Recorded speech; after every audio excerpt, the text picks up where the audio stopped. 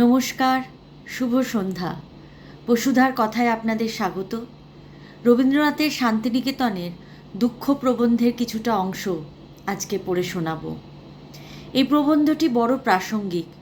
জীবনের প্রতিটি ক্ষেত্রে এর উপলব্ধি আমরা সবসময় কিন্তু করতে পারি। রবীন্দ্রনাথ লিখছেন, জগতে এই যে আমাদের দুঃখের পাওনা, এ যে সম্পূর্ণ ন্যায়সঙ্গত হবেই তা নয়। যাকে আমরা অন্যায় বলি, অবিচার বলি, তাও আমাদের গ্রহণ করতে হবে। অত্যন্ত সাবধানে সূক্ষ্ম হিসেবের খাতা খুলে কেবলমাত্র ন্যায্যটুকুর ভিতর দিয়েই নিজেকে মানুষ করে তোলা, সে তো হয়েও ওঠে না, এবং হলেও তাতে আমাদের মঙ্গল হয় না। অন্যায় এবং অবিচারকেও আমরা উপযুক্তভাবে গ্রহণ করতে পারি, এমন আমাদের সামর্থ্য থাকা চাই। চারপাশে যা কিছু ঘটছে, নিজেদের জীবনে ভালো মন্দ যা কিছু ঘটছে, হয়তো সেটা সবসময় ন্যায়সঙ্গত নয়, কিন্তু অন্যায়কেও গ্রহণ করবার জন্য উপযুক্ত মানসিকতা আমাদের থাকতে হবে। কারণ পৃথিবীটা সমস্ত কিছুই সাদা নয়, একটা কন্ট্রাস্টিং রিয়ালিটির মধ্যে আমাদের কিন্তু জীবন কাটে। অন্ধকার আছে বলেই আলো আছে, আবার আলো যেখানে আছে সেখানেও অন্ধকার থাকবে।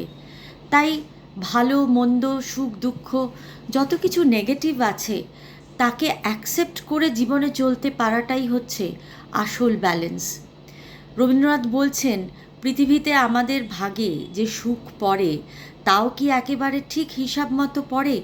অনেক সময় কি আমরা গাঁঠের থেকে যা দাম দিয়েছি তার থেকে বেশি খরিদ করে ফেলি নে? কিন্তু কখনো তো মনে করি নে আমি তার অযোগ্য। সবটুকু তো দিব্য অসংকোচে দখল করি।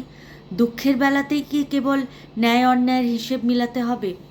অর্থাৎ যখন আমি ভালো আছি, যখন আমি সব কিছু ভালো পাচ্ছি, যখন আমার নিজের মনের মতো সব কিছু হচ্ছে, কই তখন তো একবারও আমরা ভাবি না যে আহা কত ভালো কিছু হলো, কত ভালো কিছু পেলাম, বা আমি হয়তো এর যোগ্য নয়, তা সত্ত্বেও এত ভালো কিছু পেলাম যে সেটা কোত্থেকে পাচ্ছি। কিন্তু আমরা বড় স্বার্থপর।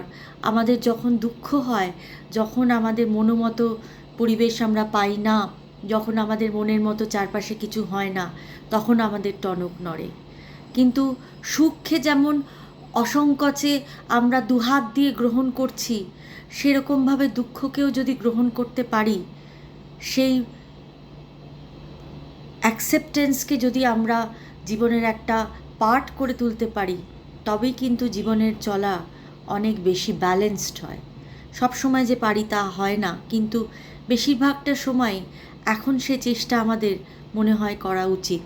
কারণ চারপাশে যা ঘটছে তা আমার নিয়ন্ত্রণে নেই, চারপাশের মানুষজন আমার নিয়ন্ত্রণে নেই, কেবলমাত্র আমি নিজেই আমার নিয়ন্ত্রণে আছি।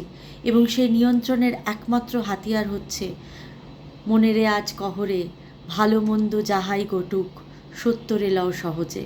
অর্থাৎ সমস্ত কিছুকেই আস্তে আস্তে হজম করতে শিখতে হবে। হজম করার শক্তি আমাদের বাড়াতে হবে, সেটা কেবলমাত্র পেটে নয়, মনের ভেতরেও। ঠিক হিসেব মিলিয়ে কোনো জিনিস যে আমরা পাইনি তার একটি কারণ আছে। গ্রহণ এবং বর্জনের ভিতর দিয়েই আমাদের প্রাণের ক্রিয়া চলতে থাকে। কেন্দ্রানুগ এবং কেন্দ্রাতিগ, এই দুটি শক্তি আমাদের পক্ষে সমান গৌরবের। আমাদের প্রাণের, আমাদের বুদ্ধির, আমাদের সৌন্দর্যবোধের, আমাদের মঙ্গল প্রবৃত্তির, বস্তুত আমাদের সমস্তই শ্রেষ্ঠতার মূলধর্ম এই যে সে যে কেবল মাত্র নেবে তা নয়, সে ত্যাগও করবে। অর্থাৎ কেবল আমি নিয়ে যাব, কেবল নেবার জন্য আমি সংসারে আসিনি, আমাকে ত্যাগও করতে হবে।